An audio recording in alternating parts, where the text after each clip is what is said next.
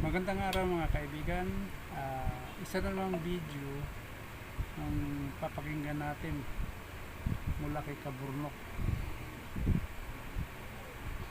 Sinabi ni Yahweh, hali kayong lahat na mga natitirang buhay mula sa lahat ng bansa. Kayong mga mangmang na nagpapasa ng mga imaheng kahoy at dumadalangin sa mga Diyos-Diyosan na hindi makakapagligtas. Ang mga taong ito'y walang nalalaman. Dito po sa ating nabasa ang Talagang Kaburnok. Tamang-tama yung talata na binasa mo. Para sa inyo yan.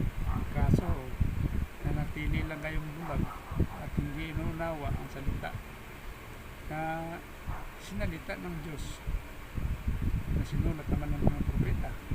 Kaya ang linaw-linaw na sinabi dyan, nahali kayo mga mangmang. Paano kayong paano nyo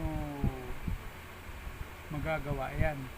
Kayo mismo paano kayo makakabalik sa Diyos? Kayo mismo ay nasa paggawa ng pagsamba ng mga rebulto, pagpapasa ng mga rebulto. Tinatamaan kayo dyan eh. Yung sinasabi sa talata na yan ay natupad sa inyo. Hindi naman binabanggit dyan kung sino o anong samahan na ang tinutukoy dyan, pero tupad na tupad yan sa inyo.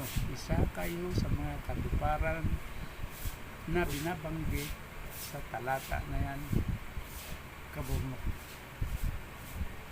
mga tao na nagpapasa ng mga imaheng kahoy at dumadalangin sa mga Diyos-Diyosan, tinawag po ng talatang ito na mga mangmang at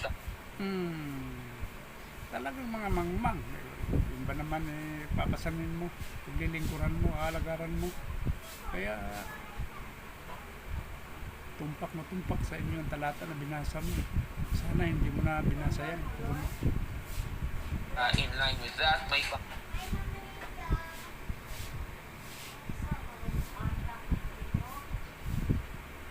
pahayag si kaibigan nating si Rosie Navar. Ito pong sabi niya. Tanong lang po, bakit kung ano ang ginagawa sa mga Diyos-Diyosan, yan ang ginagawa nyo sa rebulto ninyo? At bakit kayo Hello everyone! Kagabi, mga mangmang dahil wala kayong alam? Tapos Tama. ito yung Isaias 40